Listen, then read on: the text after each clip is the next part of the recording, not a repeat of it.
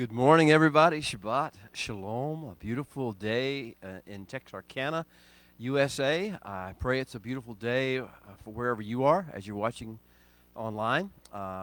Thank you for tuning in, letting us have a chance to influence, hopefully, your life. Hopefully, bring some joy. Hopefully, bring some wisdom. Hopefully, bring a touch of instruction and guidance for you this week.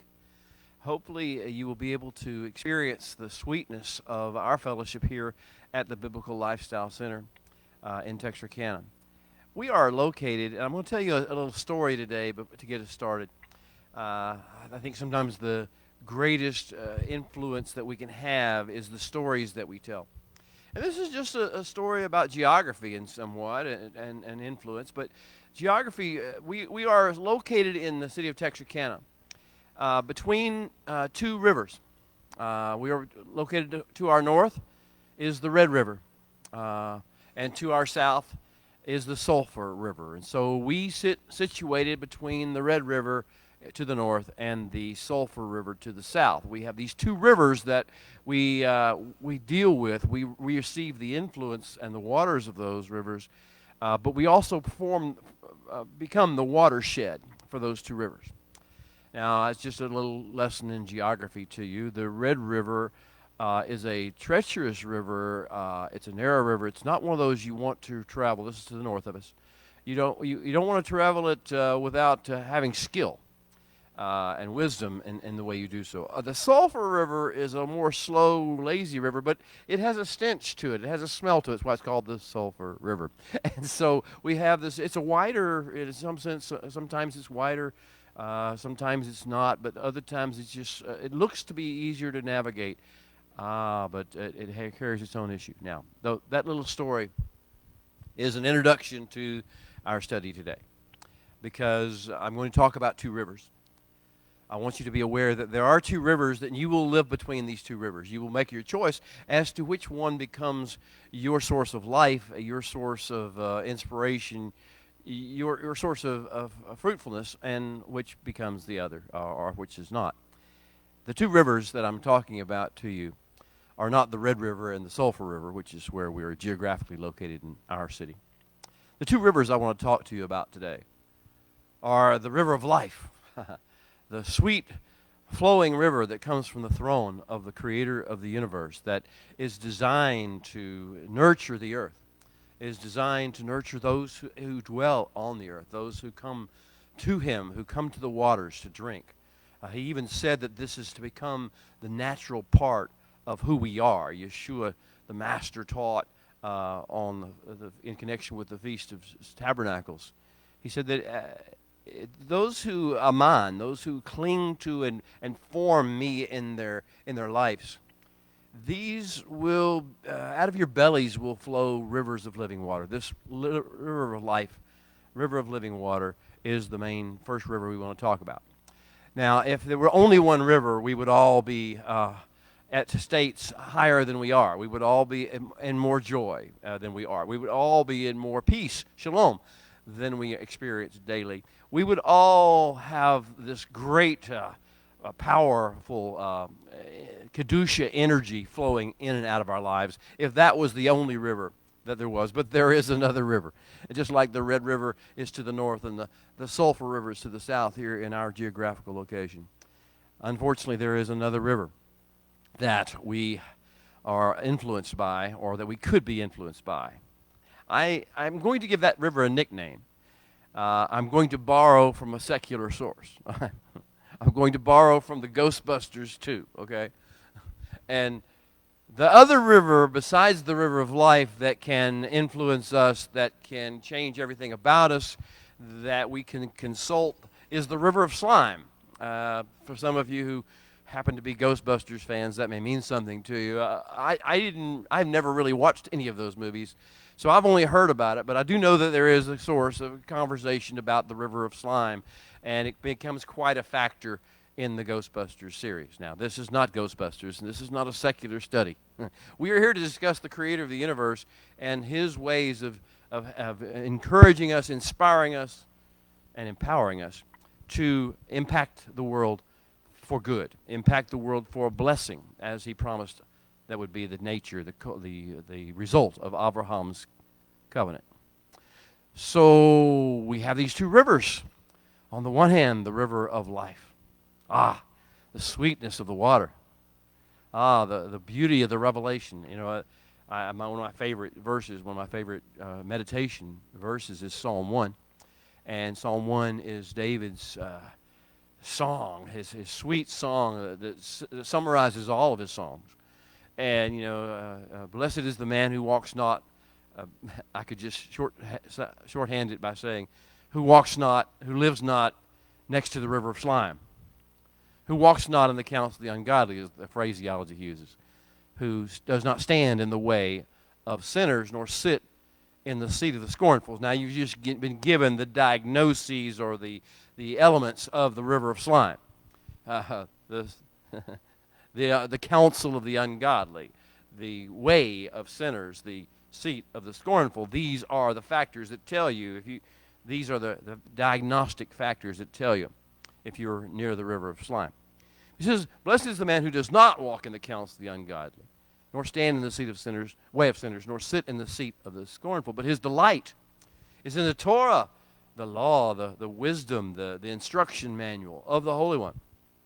And in his Torah he meditates day and night. And then here's the river portion. And he will be like a tree planted by the rivers of living water, not the rivers of slime. He will not have the slime fruit. He will have the rivers of life fruit.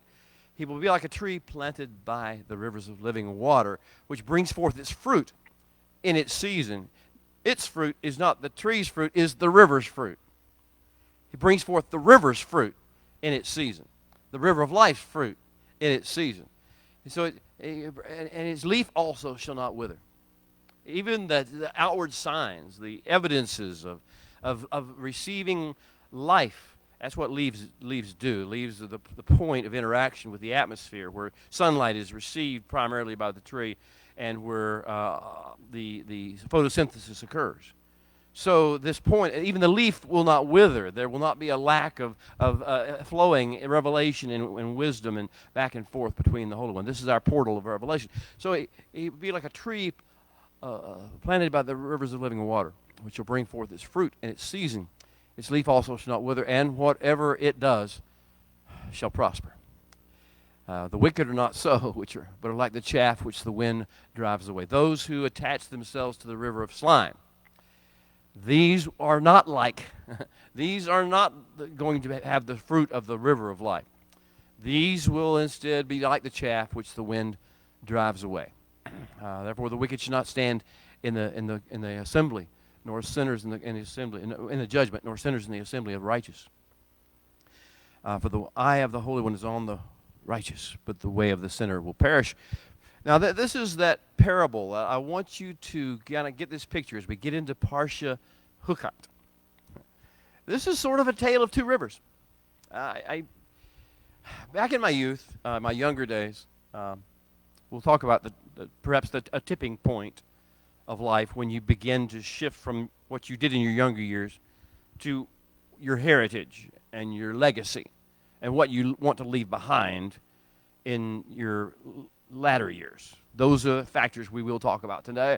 But before the tipping point, I always wanted to get into the little nuances of Torah. I wanted to have the wow moments of finding some little nugget, the name of Miriam and how it's got mayim in the middle of it, water in the middle of it. And yet, if you look at it another way, it's myrrh. It's the river of myrrh. It's the waters of myrrh. And the little neat details that you can find in the Hebrew. And you can find in this wisdom of the Torah. But you know what the problem with that is? That's early stage fascination with the Hebrew words. I love those. Now, that in the latter years, after the tipping point, your question is no longer what cool, neat things you can find and talk about. Your question is, how can you leave a legacy that will bring forth life among the people of the King, among those who interact with you, those who work with you? So we are going to have a series of vignettes or short stories. This is a little collection of short stories in Parsha Chukat. And these short stories are designed to be the master's teachings. If you can imagine, being an apprentice, learning a craft from a master. I think of Haley over there, and she's in the welding trade, and she's developing this trade. She's learning it. She's working it so hard right now. But and nowadays you learn from books and videos and teaching in classrooms and things like that. But you have to have to do the work too. And back in the days of yore, back in the ancient times, even more recent times until the last couple centuries, it was all taught by apprentices learning from masters. There was a master craftsman, and he brought the apprentice into his shop or into his operation, his business, like the carpenter in Nazareth. I mean, you bring the apprentice in, and you train them. You have them watch you day by day. You tell them stories. You give them instructions. You let them try things and fail. And then you talk about why they failed. The master does. And and the stories become as important to you. I mean, as a young lawyer, I remember, I enjoyed class work. I enjoyed the study. I got tired of it after a while. But what I really liked was when an old, crafty, wise attorney took the time to actually spend some time with me. And he didn't try to teach me a bunch of law. He told me stories. He told me what had happened and how he had interacted and how he failed or how he succeeded. It didn't matter. It was learning the craft through the ears, through the listening to the master. Well, that's what Parsha Chukat is. The master has his apprentices. You, I, me. We're all his apprentices. And he's telling us these stories. He's strategically laying out these stories to tell us. There's a little collection of short stories to take us over what I call a tipping point. A tipping point. You do certain things one way, and then you hit the tipping point. And then you look at things totally different. And then you begin to focus on something much higher than what you were looking for before the tipping point happened. So we will be reading portions of our parsha. It will begin with Numbers chapter 19, verse 1, and it will end with chapter 22, verse 1.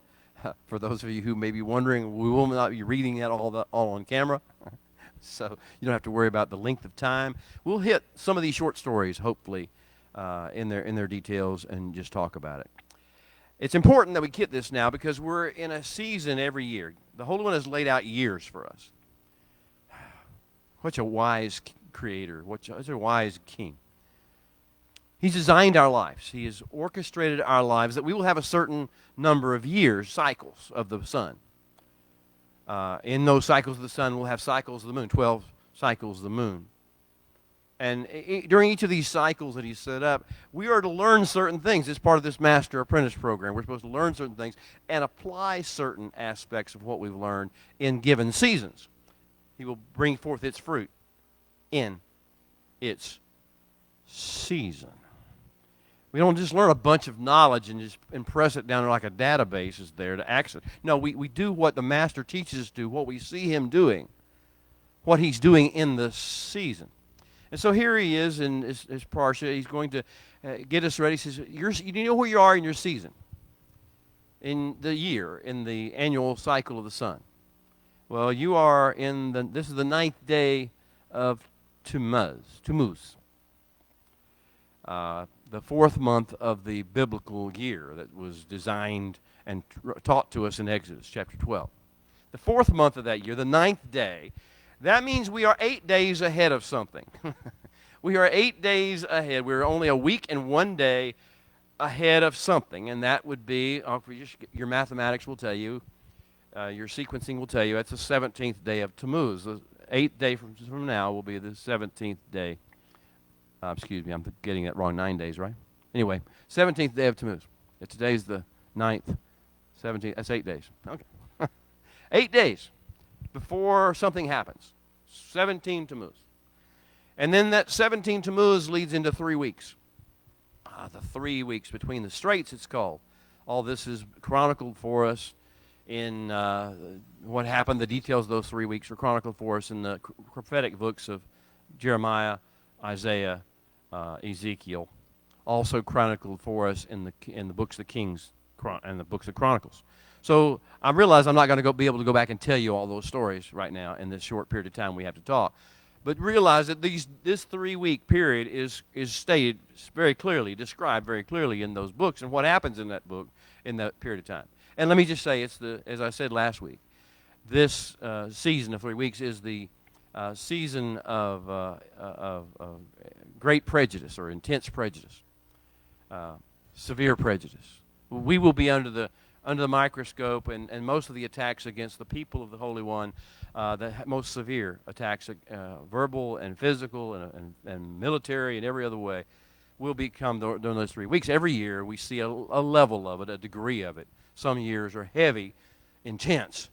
Some years are only you're looking at it from as a observer, saying, I can see it, the rise, the increase in the intensity, but it's not affecting me just yet. So these 3 weeks, and so as we come to this process, it's an important time. It's like this is your last shot at getting this right. This is your last shot of correcting your course deviations before the 3 weeks hit, and your personal life or the community's life or the nation's life becomes affected at deep levels by this process. So that's where we are.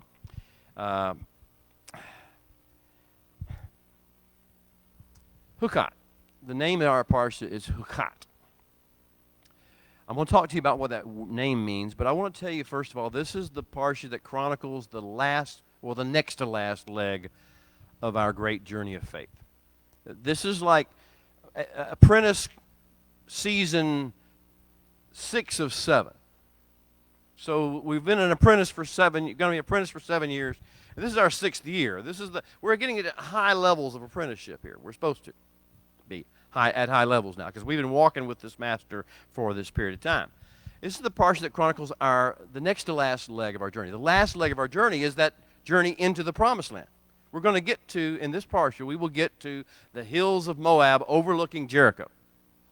Wow, we've come a long way since Sinai. We've come a long way since Egypt. We've come a long way since Abraham. But we're going to be, by the end of this parsha, when it wraps up, we will be on the plain of Moab, the high plateau of the nation of Moab, to the east of the Jordan, overlooking the Jordan Rift Valley, looking towards the promised land. And our last leg of the journey, the final, ultimate leg of the journey, will lie before us. We're going to get to the next to the last. We're in the next to the last leg this way. So we're going from the river of slime to the river of life. We're going to cross the Arnon. We're going to cross the Zered. We're going to get out of the river of Zin, which is really just a dry wadi. The river of Paran. Leaving the river of Paran, where I say the piranhas live. The piranhas live. They only eat flesh. That's all they want to do. The people in the area of Paran, where Ishmael and Hagar dwelled and left their spirits. We'll talk about how when you die, you leave certain things behind today, hopefully. That will be one of our themes, one of the short stories of the message. So we're leaving behind the rivers of toxicity. We're leaving behind, oh boy, have we ever been in it. There's just apparently one scene, I haven't seen it, so I may misstate it. One scene in the second Ghostbusters where Bill Murray or Dan Aykroyd or whichever the actor is actually falls in or is immersed in the river of slime underneath the city of New York. There's a river of slime under there in this picture, and so he actually falls in it, and it gets all over him, and he just soaks in it. It just saturates him and all over him, and they pull him out, and he's angry, and he's screaming at them, and he's vulgar, and he's profane about the people who pulled him out, because he's got the river of slime operative in him. The river of slime is and then they start to wash him off, and they spray him off. They get him cleaned up. I haven't seen it, so I don't know how it happens, but I've heard the stories. And then the funny thing is, after they get him washed off, he hugs them all and loves them and just, thank you so much. The same people he yelled and screamed at and cursed and profanely spoke to when he was under the influence of the river of slime. When the residue of the river of slime was washed off of him, and it was fine, he was finally clean of it, suddenly he saw the world through a whole different lens. Suddenly, it's like, I don't know if you've ever experienced this or not, and I won't try to tie it to a name, but let me just say, when you have been personally touched by the Master himself, when he has just come into your life in such a way and touched your life in such a way that you, all the river of slime you have been subjected to up to this point, it just flows off of you. It just leaves you. I don't care what you call it. I really don't. I've had vocabulary I've been in this for 50 years. I've had enough of the vocabulary people like to throw on things, the theological vocabulary. Let me just tell you, I want him to touch you in such a way that you don't care what it's called. You just understand now you were filthy and you didn't even know it. You were flooded with the river of slime in your thoughts and in your mouth and in your ears, and your eyes were bombarded by it. And it was flowing in your veins and out of you and out of your attitudes and out of your moods. You had the river of slime all over you.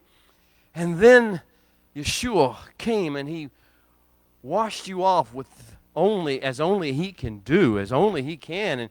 And when you opened your eyes the next time, the world looked different to you. I can remember a moment.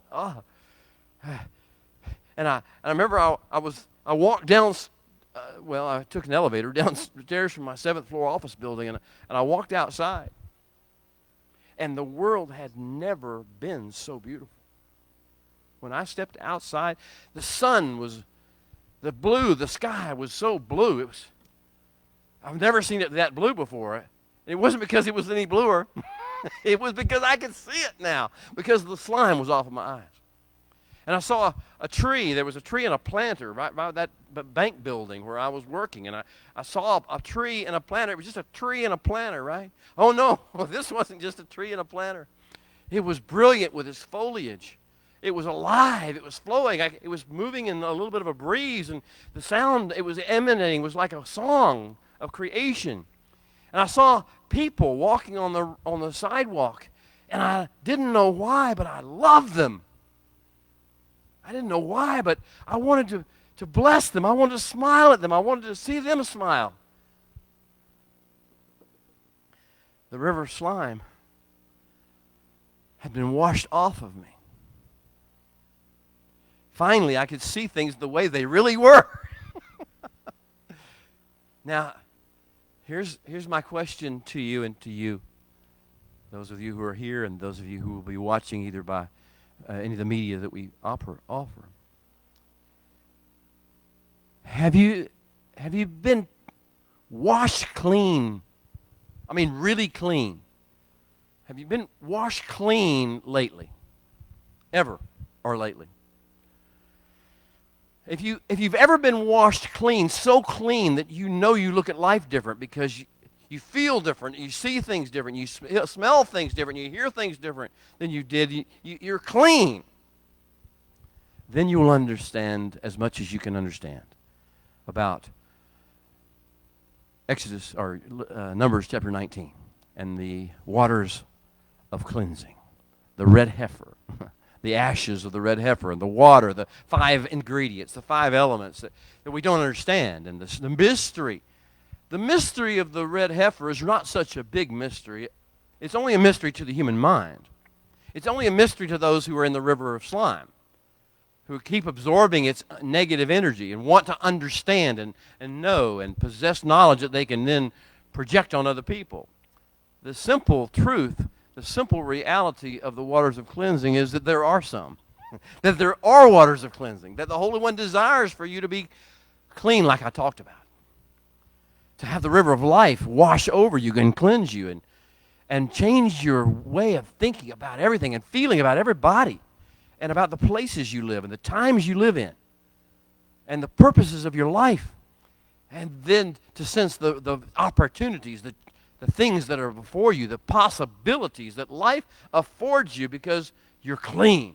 Well, that's the whole story of the waters of cleansing, the para adma, the red heifer, the red female cow, and the cedar wood, and the scarlet, the shini tolaat, the dye of the scarlet worm, and the hyssop, and the water, the mayim hayim. These are the 5 elements that, by themselves, you say, what do they mean? And this is what one of the short stories of the Holy One is, of the master teacher. You know, some of the things the master teaches you, you get it. Your mind says, wow, okay, I can understand why that works.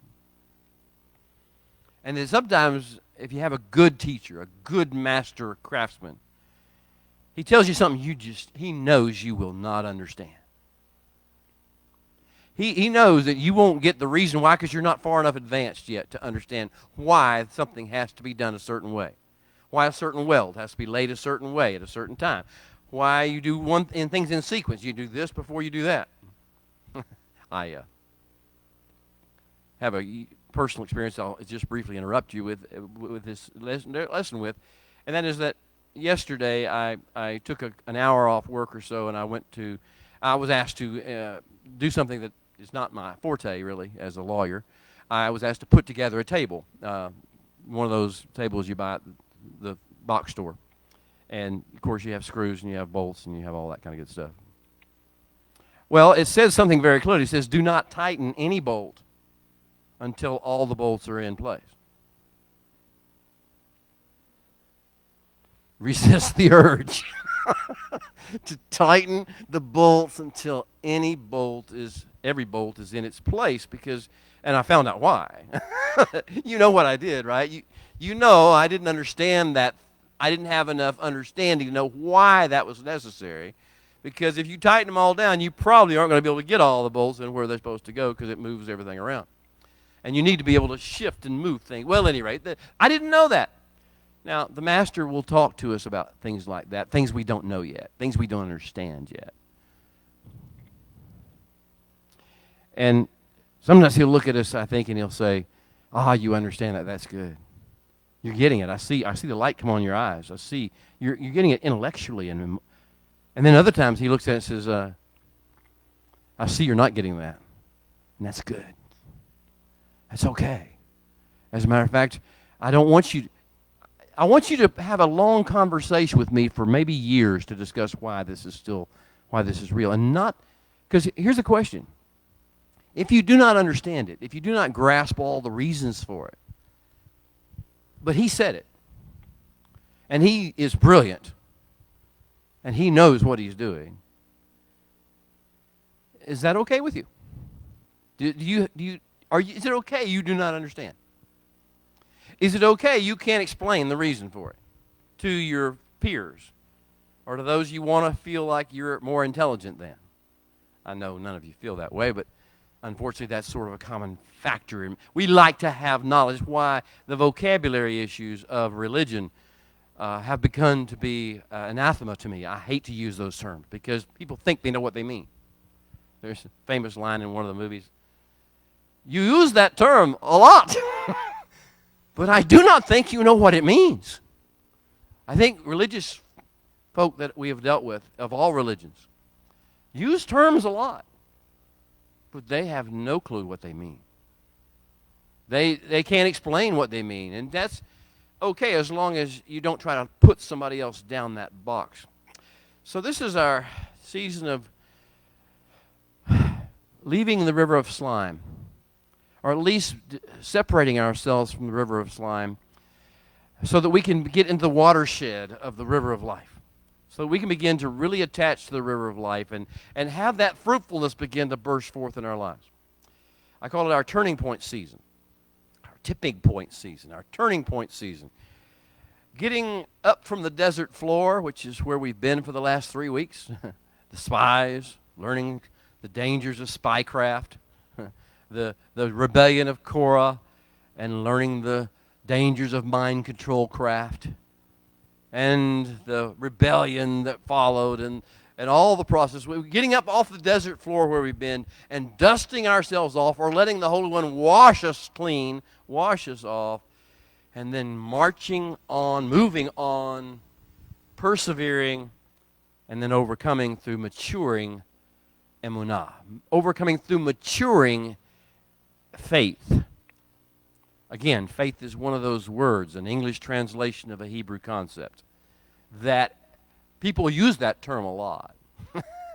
But I do not think they understand what it means. Emunah, the idea that we are actually giving birth to and nurturing and maturing in us the image of Messiah, the persona of who Messiah is. That we are carrying the seed of Messiah in us. And the idea of our life is supposed to now become all about the Messiah and all about nurturing him and bringing him to the forefront. This is what emunah, aman, in Hebrew means. When you say amen, you do not mean, I agree with that. That you mean, if you know what you mean. I'm pregnant. I'm carrying that seed. That seed is alive in me, and it's bringing forth the evidences of its presence in me. Well, that's the idea. So we're learning to mature in this emunah. This is a journey. It doesn't come all at once. You don't get one moment and say, aha, I've got emunah. Emunah becomes your master's training course, your master apprentice training course. So I want to just talk to you about this maturing process and realizing there are tipping points and turning points, and this is one of them for our year. And I want you to imagine this with me, that in a dream, because I don't want you to think about it in real terms. In a dream, you appear before the throne of the Holy One. I don't care that you are in trepidation and fear. I presume you will have that level because he's that glorious. But in your dream, perhaps he's more friendly than that. And you sense him as a father figure, as a mentor, as a great wise sage, although he's so much more. But just for this dream, for the sake of the dream, he's the mentor. He's this brilliant one. But he is also the architect of your life. He designed your life. He gave you the years of your life. He gave you the days of your life. He put you in geographical locations to influence for good. He gave you seasons of time and eras to be involved with. He gave you friends and enemies, people who gave you favor and people who showed you disfavor. He gave those to you. And so in this season, in this night, in this dream, you appear before the throne and he asks you these questions. What, my child, did you do with the favor and the mercy and the grace and the love and the patience I showed you? What, my child, did you do with the revelation that I showed you? What, my child, did you do with the shalom, the peace, the sense of well-being and wholeness, and the joy, the simcha, the flowing fountains of deep contentment? What did you do with those things that I put into you? My child, what did you do with the people I put you in contact with? The people I brought before you. What did you do with them? How did you treat them? How did you respond? How do you act to them? What did you do with them, my child? My child, what did you do with the name that I gave you? What did you bring it honor? Have you been bringing it honor? Have you been bringing it shame? Have you been wearing it for the sake of your family and for your bloodline? Have you been honoring this name? What about the lineage that you came from? Have you, my child, what have you done with your lineage, with your grandparents and your great-grandparents and the line that you came from? What have you been doing? Have you been bringing tikkun? Have you been making tikkun? Have you been making a healing, a restoration, a repair for the negativity that came forth from your bloodline? Or have you been perpetuating it? Or have you been making it worse? Have you been making your bloodline a river of life? Have you been bringing to your history, to your lineage, to your parents, your grandparents, your great-grandparents, this sense of how glad the world should be that you lived, that they lived? What have you been doing with the name and the bloodline that I sent you to redeem? What about the places? What did you do with the places I took you? To the houses that I let you live in, to the neighborhoods, to the cities and the villages.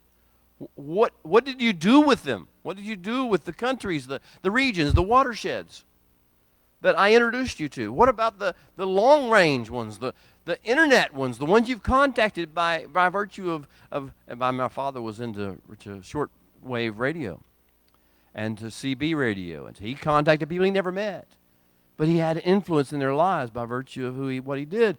Well, the same with us. Now we have the internet. I have you. What are you doing with these people that I've given you to influence? My child, what are you doing? And most of all, my child, what have you done with the years? With the cycles of the sun?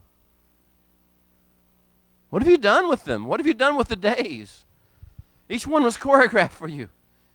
Each one was designed for you. It laid out for you with the opportunities and the possibilities unending. What have you done with the years? What have you done with the good years? What have you done with the hard years? What have you done with the bad years? Well, I asked the question. I leave the scenario out there because in this parsha, as part of the short stories that our master is telling us, we're going to lose 38 years. They just disappear. We start off in the second year after the Exodus. The stories start after the second year after the Exodus, and after the rebellion of Korah and the great plague that followed the rebellion of Korah. He began to talk about the Levites and reconciling with the priesthood of Aaron, and about the tithes and the things that connect. How are you going to reconnect with Levi, this rebellious group, with the ones that they rebelled against, which is the priests, which are trying to bring a different. And so we have that conversation at the end of Korah, and then the next thing we read is, the next story we read is 38 years later. We all played Rip Van Winkle. we went to sleep. What happened to us? What happened to the years? Now, I think part of it is from the standpoint of the grace of the Holy One, is that, we don't need to know what happened in those 38 years with those people.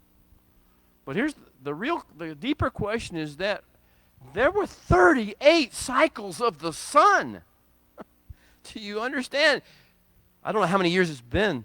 And before this season of years, we were at the forefront. The people of the Exodus were at the forefront of everything happening in the world. We were where the spotlight was on us. This was our chance. This is our better year, the great years, to do something wonderful with all the revelation, all the energy of Sinai and everything we'd received. This was our season. We frittered it away with the river of slime. And then we had 38 years. And what in the world did we do with those 38 years? Have you got a season of 38 years or some number that you could say, what was I doing? What on earth was I thinking? No wonder he took the spotlight off of me. That was his mercy. Because if people knew what I did during those 38 or 7 or 6 or 5 or 2 or 20 years, no one would ever want to talk to me ever again. And I wouldn't blame them. And I really wouldn't want to talk to myself. Anybody have a season of life like that? Well, most of us have. I think most of us have. Now, the point of me telling you that, 38 years was not just for those who were on the periphery of the rebellion of Korah or the sin of the spies. 38 years was also, we don't know what happened with Moses. We don't know what happened with Aaron. Nothing is said about it. Where was the revelation? Where was the flow? Where was the life? We don't know anything about anything. It's just the silent years. 38 silent years. 38 years gone missing. Wasted? Who knows? Raising up another generation, perhaps. Now, I was driving somewhere this week. I was on the road a lot, from court to court. And during one of the seasons, I felt like I heard this whisper in my ear or in my spirit somewhere down there saying, Are you living the dream? Or are you sleepwalking through life? Right now, this season, where you are today, where you are right now, are you living this dream? And I'm talking about the dream, I'm talking about the master's dream for your life. Not your individual preferences or likes or dislikes or what you always wanted to have happen. I'm talking about why you're here, what the master puts you on earth at this stage in time for. Are you living that dream? Are you actively engaged in it? Is the spotlight on you? And is the activity and the life flowing out of it? Or are you just sleepwalking through life? And there's a tipping point. There's a certain tipping point. Sometimes for the favorable, sometimes for the unfavorable. Sometimes you're right in the middle of everything. You're right in the middle of the flow. You're right in the middle of the movements. You're right in the middle of the power. You're right in the middle of the sweetness, of the gentleness. You're right in the middle of the persecution. That's even a good sign, because that means you're still alive and doing something. And then sometimes you hit a tipping point and you get the river of slime, and you get caught slime of the negativity of complaint and accusation and murmuring and just all sorts of toxicity of life, rebellion, this whole idea of I know better than they know, and they shouldn't tell me what to do, and I'm not going to put up with that from them, and they're horrible leaders, and they're horrible people, this river of slime. And you get saturated with the river of slime, and the tipping point happens, and you black out, and you lose years because you were under the influence of the flow of the river of slime. And the Holy One would say these questions. What have you done with these years? What are you going to do? How are you going to come out of it? This is why I mentioned at the very beginning of our discussions today. Have you ever been cleaned? Have you ever had that sense that the Holy One has picked you up and given you something by some mechanology, some mechanism, some touch?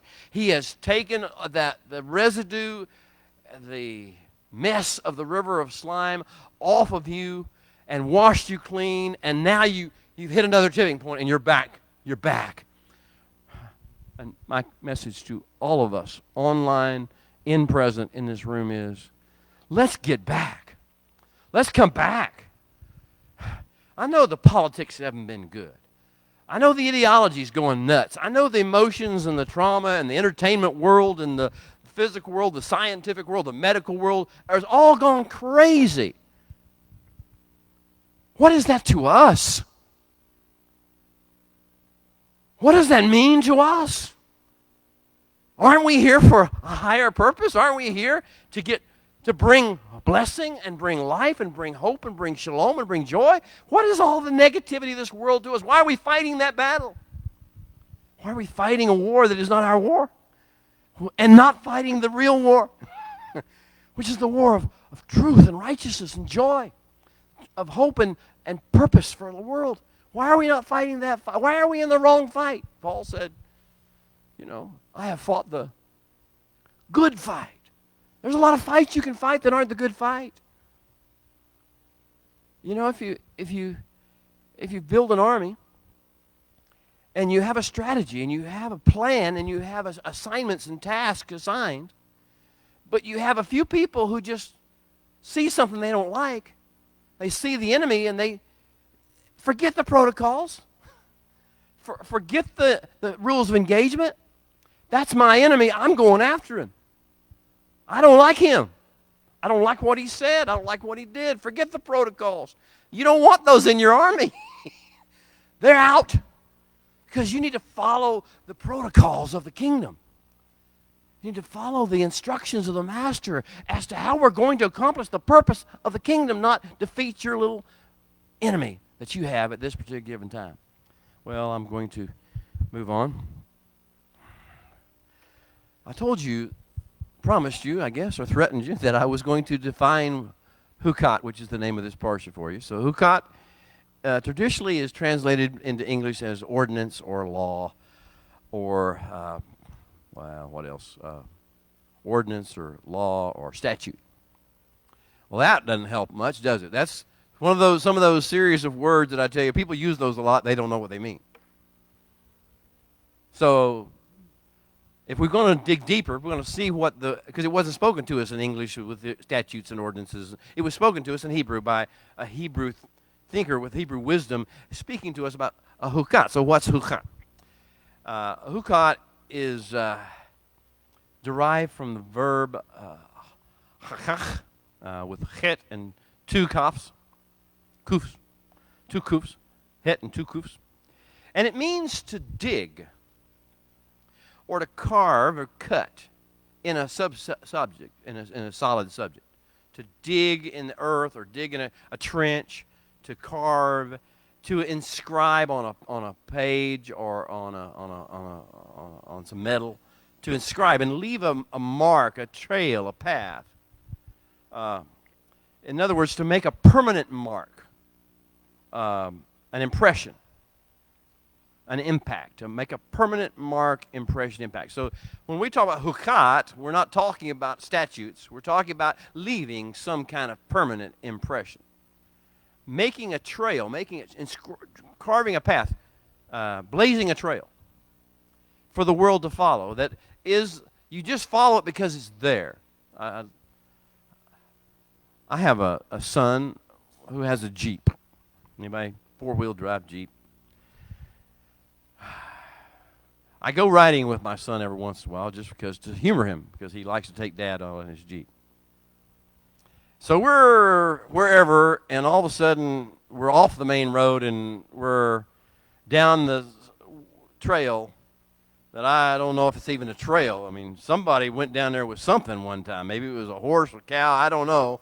Or maybe it was just a bunch of things died. And I don't know what happened, but we're down there, and the trees are beating me in the head, and the leaves, and we're in the middle of nowhere. And I said, "Why did you come down this road? Why did you come down this trail?" He says, "Dad, because it was there."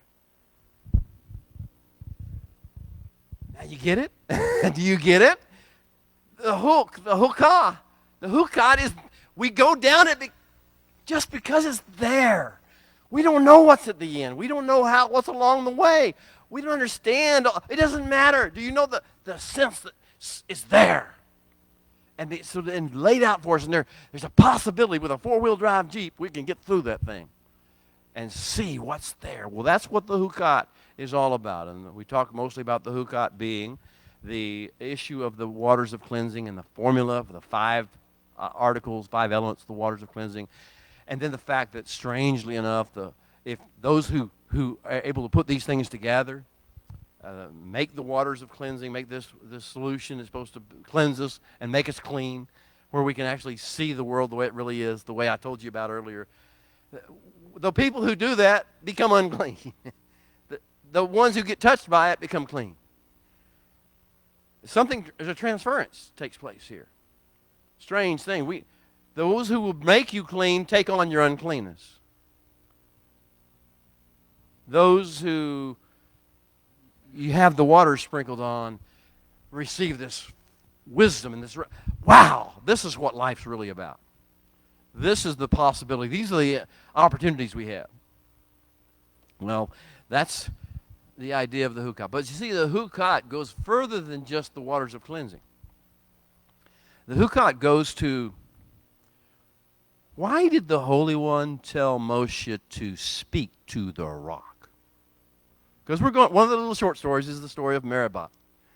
The place where the people began to complain again because there was no water. Miriam died. Oh, Miriam died. Miriam dies, and there was a long story about that, which we won't have time to talk about. Miriam died, and the water ceased, and there was no well, there was no water, the rock ceased to flow with water. And so the people, Moshe can't even grieve for his sister. They come to complain about, the fact that there's no water, and it's kind of important in the desert. And so the Holy One speaks to Moshe and says to him, take your rod in your hand. Okay, we know where this ends up, right? And most of us have a pattern. We've developed a pattern. We know when Moshe takes his rod in his hand, everything's going to be revolved around that rod. That's not this case, but that's what he says. He says, take your rod in your hand, Moshe, and speak to the rock. Ooh.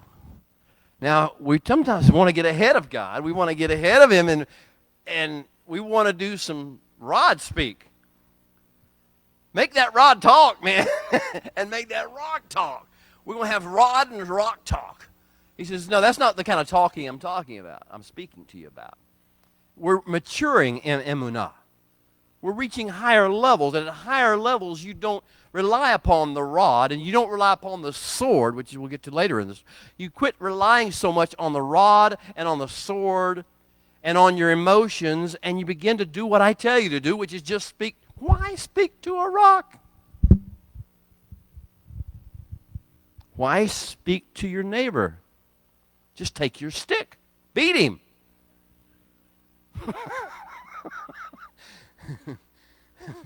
Why speak to your children? Whoop them.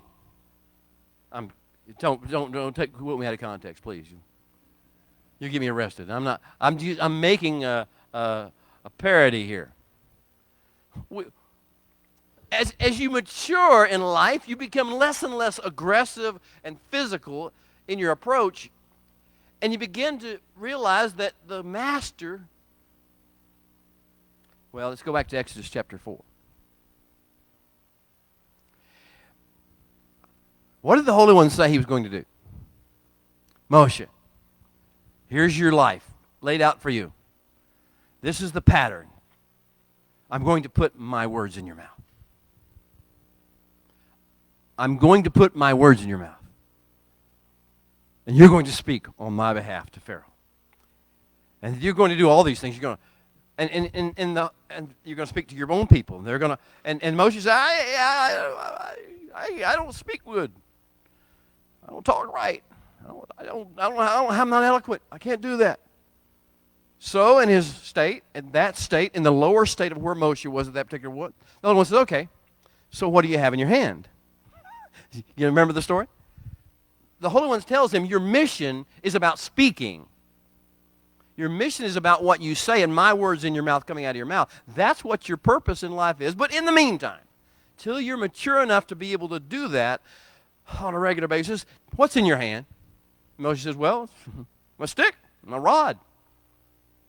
Okay, we're going to work with that. Till you get over it, we're going to work with this, okay?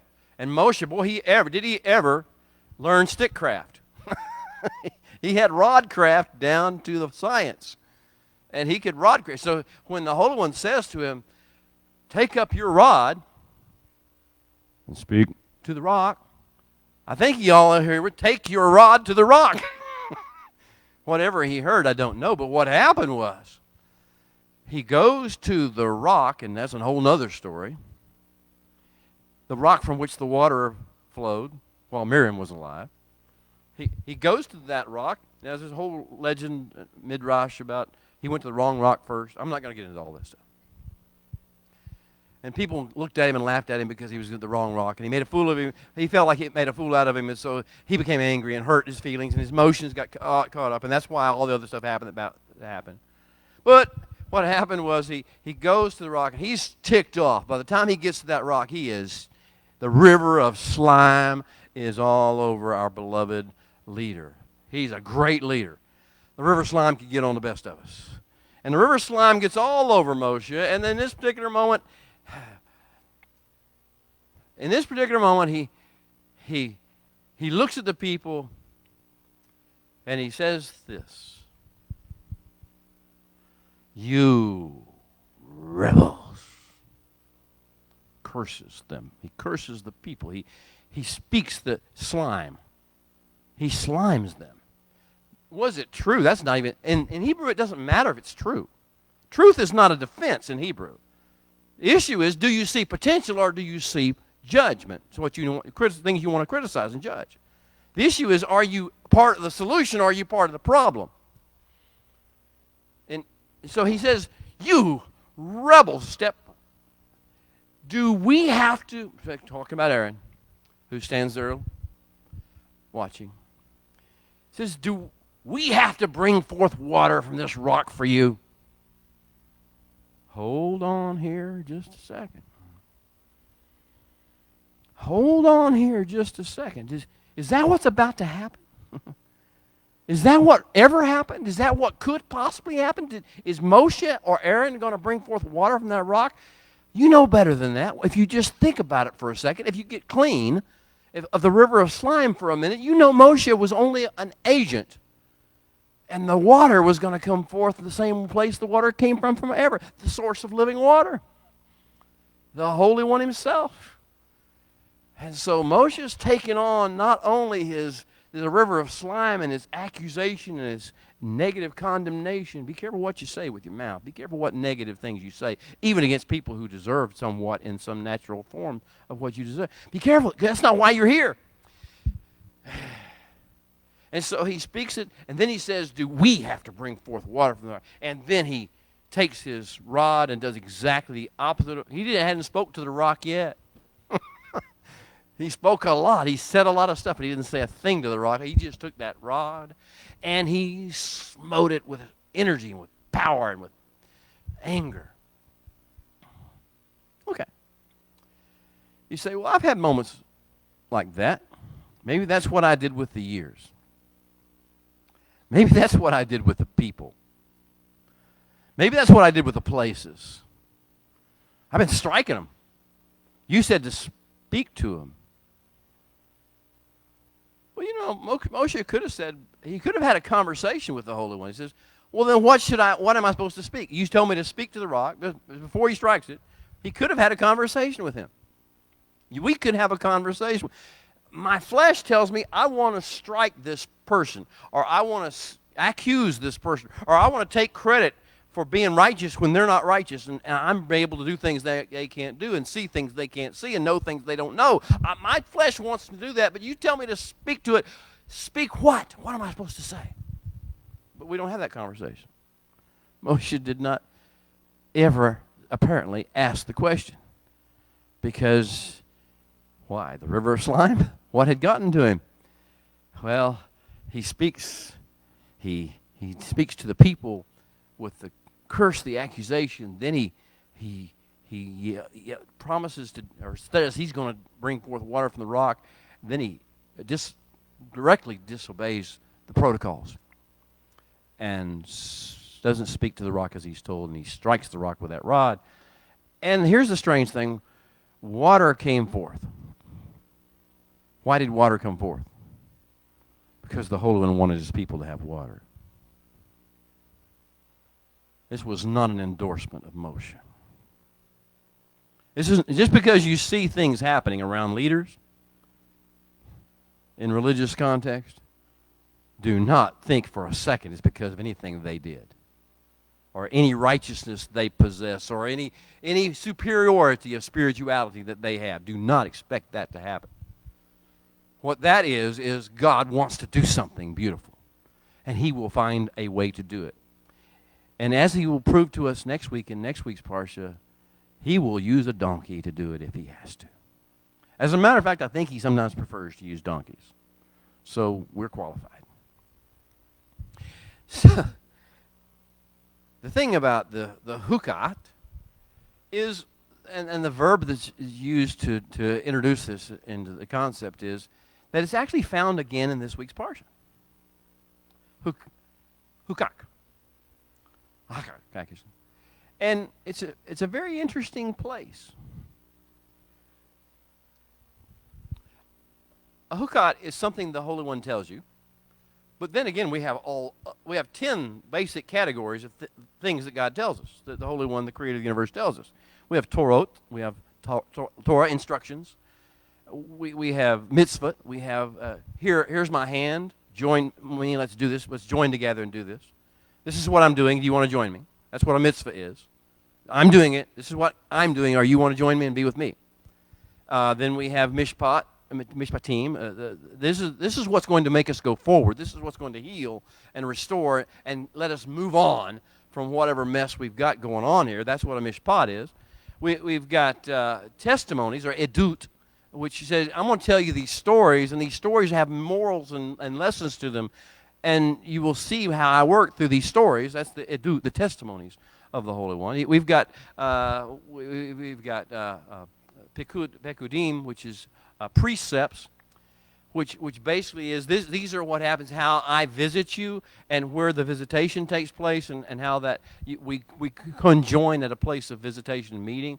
That's a pekudim, or a precept as you read it in English. There are, I'm going to forget a bunch of them here, but it gets to the end, and the next one, the last one I was going to tell you about, the ninth of the 10, if you can't count Chukat as the 10th, the ninth one is the shirim, shir, a song. The Holy One sings to us. He speaks in song to us.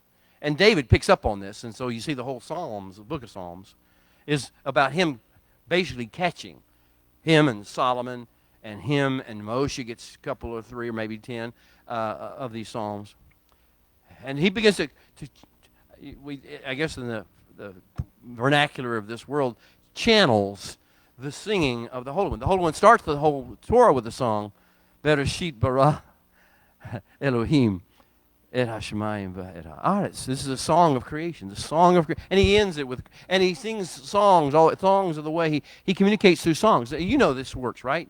You know, you remember songs. Songs touch you at places that words can't reach, that experiences and stories can't reach. Songs, the melody, the rhythm, the beat, the sense of the way in which the poetic rendering is given, songs touch you somewhere. I could probably talk to you for about 5 minutes and figure out what songs in your life have touched you. And we could know each other a whole lot better in a short period of time just by talking about the song. So the Holy One will speak to us in Shirim. Well, the reason I bring that up is because the other time that Chukat, or the Chakak, is mentioned in this portion is in a song. You know what song? Interesting. Well, in English we would read it, or we would say it, Spring up, oh well. Now, I know that some of my good Christian brothers have added to that, Spring up, oh well, within my soul. Spring up, oh well, and make me whole. Spring up, oh well, and give to me that life abundantly. Spring up, oh well. Now, since the song is in the Torah, it comes from the Torah, it comes from the number, this parsha. And he says, spring up, or Ali, come forth, rise up. Oh well. And it says, Ali be'er enulah. Rise up, spring up, oh well, and respond. Respond to me. Respond to my voice. Answer me. Spring up, oh well, and answer me. Oh well that the leaders sank by the nation's nobles with their staves, by instruction of Bim Mechuchach. Strange words in Hebrew. That's where the Hakak comes from, the Chukat. I told you it's the same word.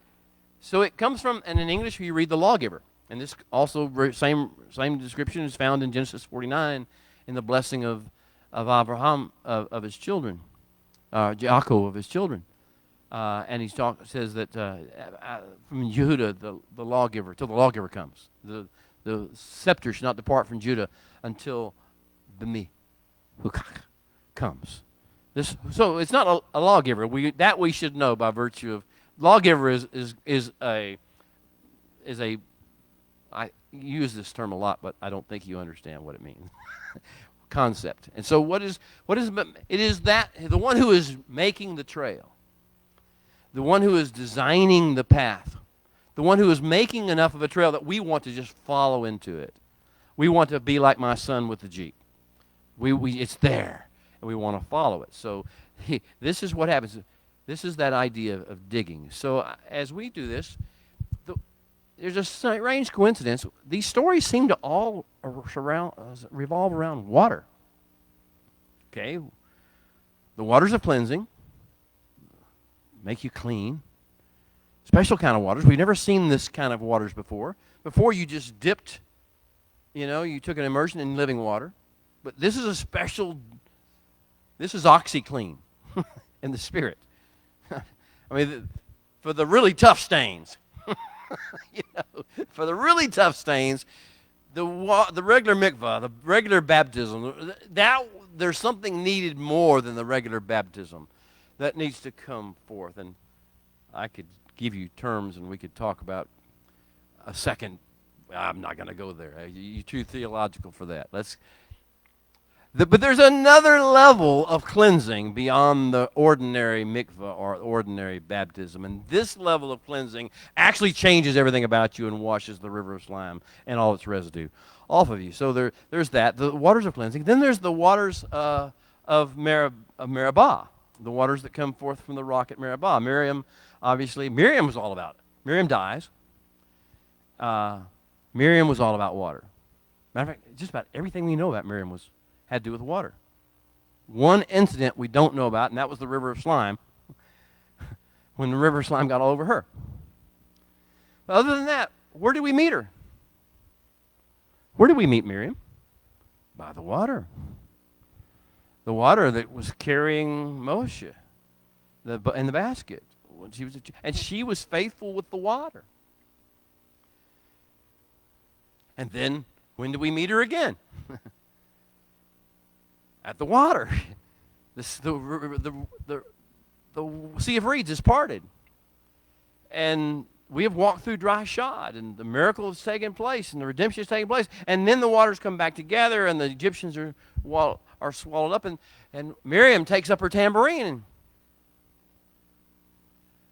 And by the water, she releases the shear of heaven, the song of heaven. She catches the drift of the flow of what's happening in heaven. Heaven's full of songs, and she catches one of the songs. She doesn't write it. Nobody wrote that song. She caught the flow. Moshe caught part of it. She caught part of it. I think many people maybe everybody in the camp caught the flow, connecting to heaven and that flow. And I will sing Ashira Ladonai Ki Geoga.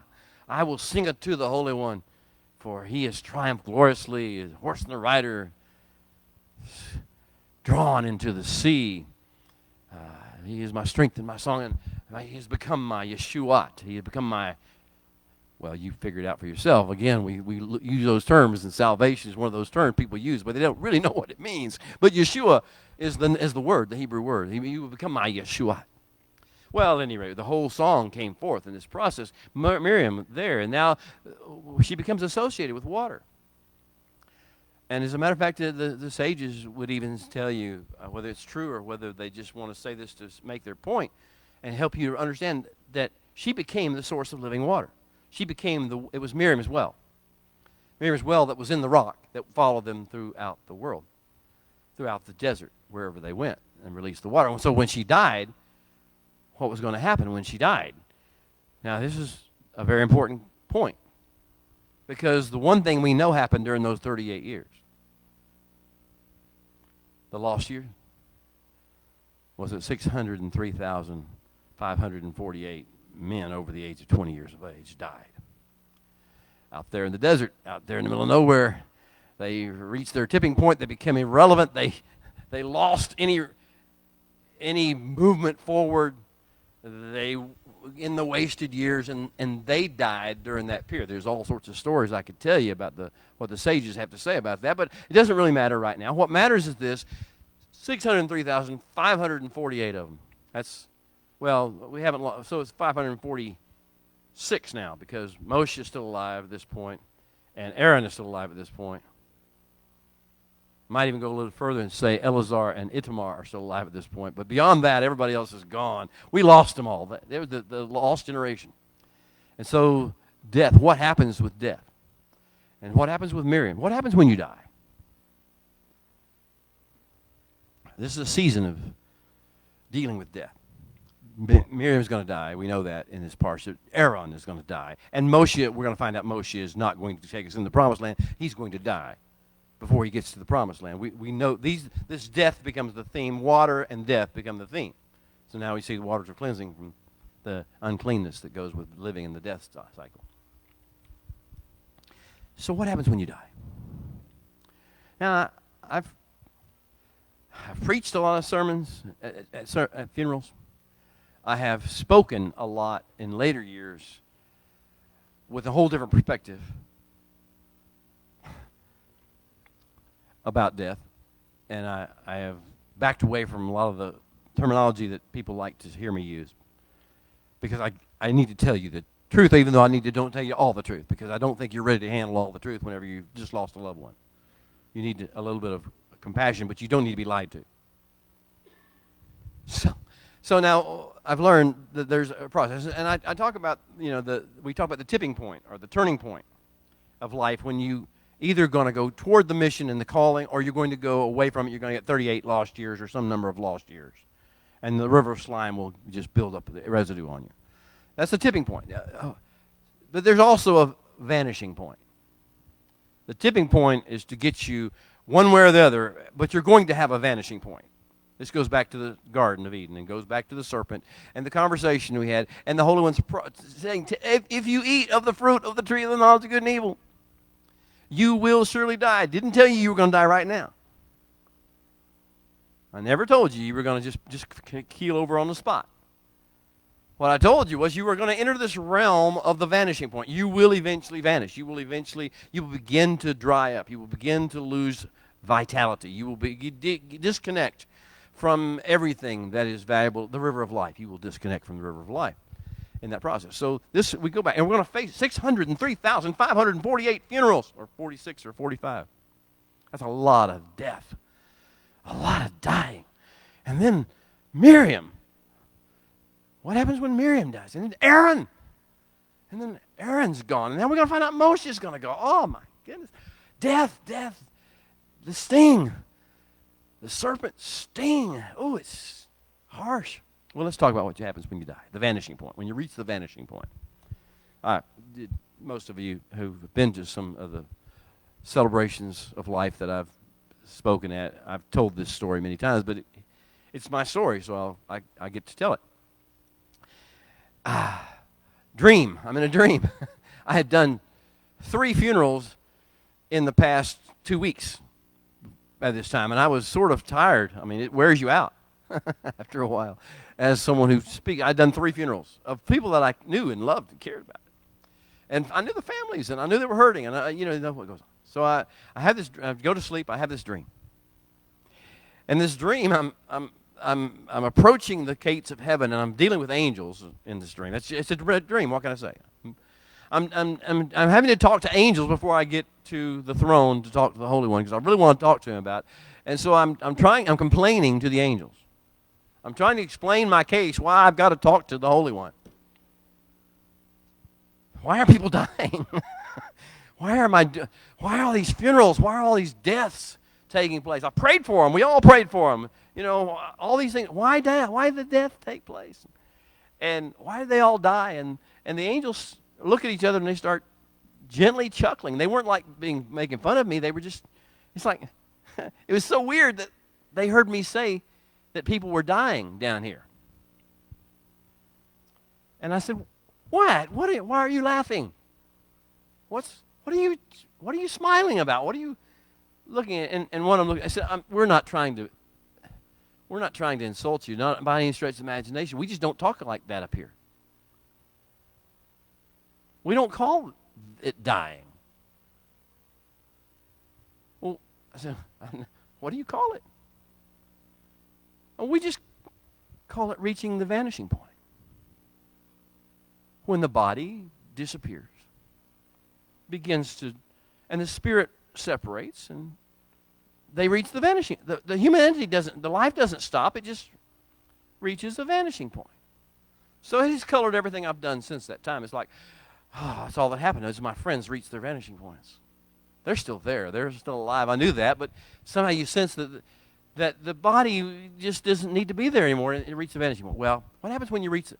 What it means is if we die and we have this eternal spirit in us that goes on, that just reaches its vanishing point, then there's a shedding takes place of the flesh.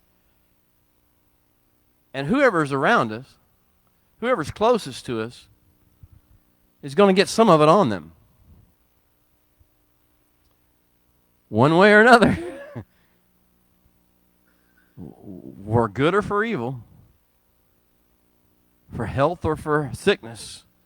So whenever the shedding takes place, it's like a balloon pops and whatever's in the balloon comes out, or it's going to come out. So now what's in your shell? What do you got? What is going to happen when you pass away? And these stories are very, very different. That we have three stories told about death in this situation. And the first one is Miriam.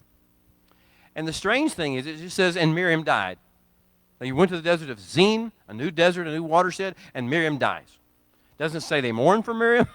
Matter of fact, it kind of first time when Sarah died, we had a funeral. We had the gravesite was purchased in Machpelah. When Rachel died, we knew what happened to Yaakov, how it tore him up and inside. Here's a matriarch. Here's the matriarch of the nation has died, and we don't even mourn for her. And here's the strange thing about Miriam. It doesn't say that anybody picked up her residue. Not in this story. Sometimes it takes a while. Because what happens when you die is not how much you're missed. The real question is not how much you're missed in the flesh. The question is, who picks up the residue of your life? Who picks up the calling upon your life? Who picks up the methodology? Who picks up the grace upon your life? You see, when I'm dealing with a funeral or a celebration of life, I'm dealing with people who are grieving in the immediate motion because they've lost what they were familiar with and what they know. And I understand that. I've done that myself. I've seen that happen myself and felt it. Now, but that process, the issue is in a few days, in a few weeks. What of that person's life that has passed and gone into the other's unseen realm, what of their have you taken upon you? What have you received? And what have you walking in? So you watch it for a period of weeks after the death. Who's picking up the mantle? Who's picking up the calling? Who's picking up the life force? Or who's picking up the toxicity? Because unfortunately, when we die, we also carry that to some of our river of slime stuff with us too. We don't want our children to carry that slime. Am I correct? Do you really want your children to be as negative as you are about politics or family history or medicine or science or anything else in this world or entertainment? Do you want your children to have the same? Then be careful what you get. You need to get it shed and cleansed before you die, because otherwise it's going to sprinkle somebody. So I want you to. Now here's the story. The next story we have Aaron. Aaron's going to die on Mount Hor. That's another part of our little small short stories. Aaron will go up on Mount Hor, and the Holy One's going to say, "You're going to die." He tells him he's going to die. And he takes him up on a mountain, and he breaks Eleazar, his son, with him, and Moshe goes with him, and he takes the clothes off. He takes the clothes off of Aaron, the precious garments, the begadei, Aaron, the begadei Kohanim, the high priestly robe, and he takes it off of Aaron, and this is different than what happened with Miriam. He takes it and he puts it on his son Eleazar, and Eleazar is commissioned, and Eleazar is set forth to carry the residue of his father's calling. Whew. Boy, that's a little different, right? Yeah. Do you want your children and those who follow you to be given that robe, that sense of mission and calling? And whoa, what a calling upon Aaron's life. What a calling to be the mediator, the peacemaker, the one at Shalom, the one who did not lose it, did not get caught up in all the rebellions, and kept it going, kept the process moving forward. Redemption, restoration, healing, tikkun. That's what put that on Eleazar. And then we'll see the next death will be Moshe's, and it won't really even happen this week. Moshe's going to be given a season of time, a tipping point. Moshe, you're the one that gets to decide. You get to decide who carries what off of your life. I'm going to give you a season of time, a sweet season of time when you can leave behind what you want to leave behind. You can leave the legacy. You can leave the purpose, the calling upon your life. Well, as a result of that, we have the book of Deuteronomy. The book of Deuteronomy is Moshe's response to that. Shema Yisrael, Adonai Eloheinu, Adonai Echad, Baruch Shem Kavod, Malchuto Le'olam Va'ed. And you shall love the Holy One, your God, with all your heart, with all your soul, with all your strength. And you will set these words which I have spoken to you upon your heart. You teach them to your children faithfully. You'll speak of them as you walk by the way, and when you sit at your home, and when you rise up and when you lie down, you'll bind them as a sign upon your hand. Let them be a symbol before your eyes, and inscribe them on the doorposts of your houses and on your gates. And if you faithfully shema these instructions for living I give you, to love the Holy One your God, and to serve him with all your heart, with all your soul, then I will cause the rain to fall upon your land in its season, both the autumn and the spring rains, and I will provide grass in the fields for your cattle, and you will eat and be satisfied. But if you do not shema, if you do not pay attention to, if you do not resonate with these words, then I will shut up the heavens so there will be no rain. Your land will not yield its produce, and nothing you do will prosper. And it goes on and on and on. And such one element of the legacy of Deuteronomy, and it's a decision that was made. Moshe knew he was going to reach the vanishing point before he got to Israel. So what kind of legacy did he want to leave behind? What kind of impact did he want to have on the rest of the world? And not just, he had no sons that were with him in the ministry or in the activity. He didn't have his Eleazar or didn't have his Gershon. They were back with their mother and his father-in-law, Yitro, somewhere. We don't even know where they went. So he took every one of us under his wing. He took every one of us, and he began to have a clean vision of what his purpose was and what possibilities were. And even though they knew they were going to fail in miserable ways, he knew that ultimately they would prevail. They would return. They would prevail. And he spoke all those things into place. He says, behold, I set before you life and death, the river of life and the river of slime. I set before you life and death, blessing and cursing. And he'll culminate the swan song, the great song that he's Bechartem Haim. Choose life, that you and your seed may live. Well, this is the way in which he's going to choose to respond to death. Now, how will we deal with death? Yes, people will miss us. Yes, our physical bodies will deteriorate. Yes, there will be fleshly emotions and sentiments that come forth. How many people attend your funeral? How many people show up at your meetings? How many people cry whenever your life is talked about? Or laugh, or joy, or sing a song of celebration is not the key. The key is who will pick up your mantle. And what can you do to offer them the opportunity to pick up that mantle in ways that which will really function and work? Can we be more like Moshe in this process, Moses, than even Aaron? And Aaron took his clothes off and gave them to his son. Carry these. I trust them to you. And now let's talk about Miriam for a few seconds, because Miriam was the center point, the focal point of it all. We were never told that Miriam had children. We're never told that anyone specifically took up their mantle, or her ways, or her processes. But I somehow think maybe indulge me. Indulge me for a few seconds at least. I'm just an old man. An old master, hopefully, who've learned some hard lessons of life. And I'm looking for possibilities, and I'm looking for opportunities, and I want to make a turning point and say, okay, I've had enough of the river of slime. So what happened to Miriam and to her essence and to her life force and to her the well of Miriam? I think I see it. Does anyone remember the daughters of Zelophehad?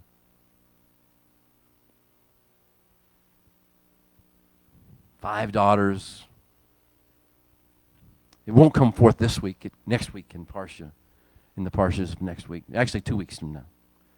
2 weeks the Parsha, and we'll be introduced to these five daughters of Zelophehad. And we're going to see them rise above their generation, above the men, for that matter. They're going to rise up in this beautiful way that their stories are legendary and their lineages are amazing when you follow them through and you see the history of the lineages of these five daughters of Zelophehad. So maybe it's just me and an old way of looking at things. And maybe it's the little secrets of the unknown, the hidden things of the Holy One. But I think that after a period of time, the residue of Miriam's calling and her passion and her essence and her ability to contact heaven and be in touch with it settle down on five daughters, five fatherless daughters of Zelophehad. And Miriam lives on through their legacy and Moshe's legacy, because she's the reason Moshe was alive.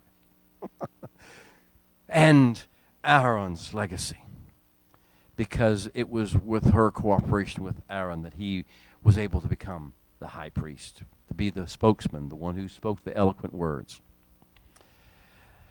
Well, we come to the end of our discussion today, this part of the discussion at least. We'll have our private conversations as a group here in a few moments.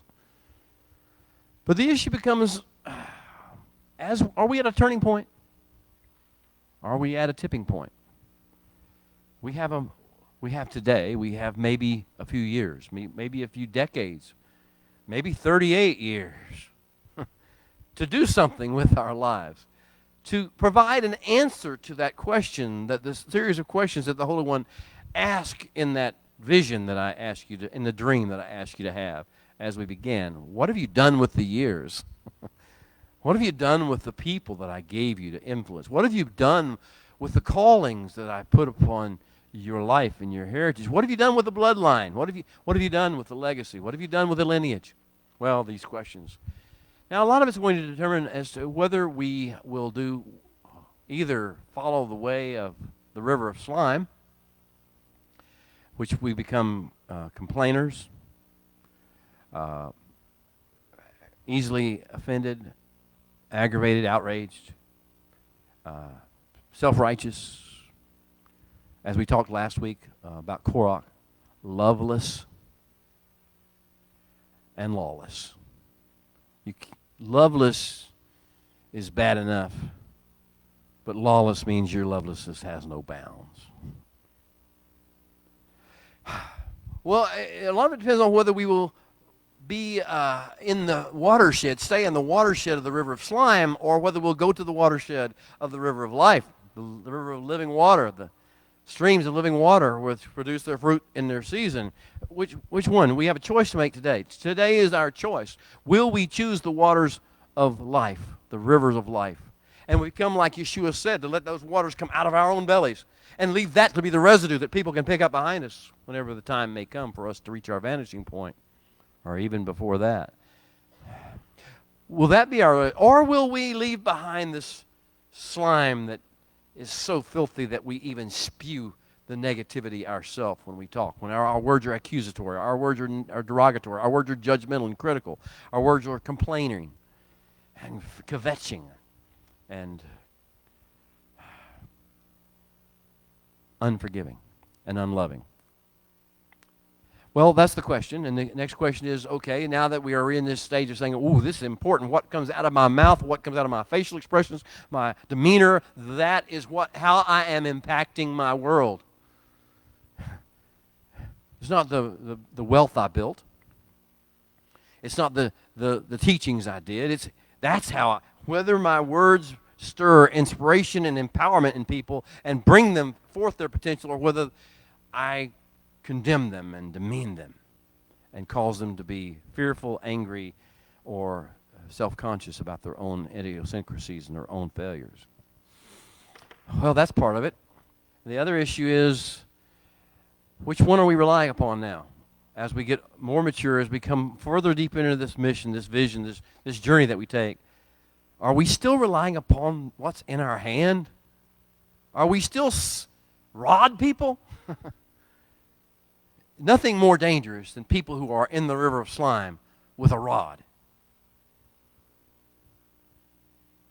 You know anybody like that? Have you been with somebody like that? You got a rod and you got the river of slime, and boy, there's nothing uglier than that.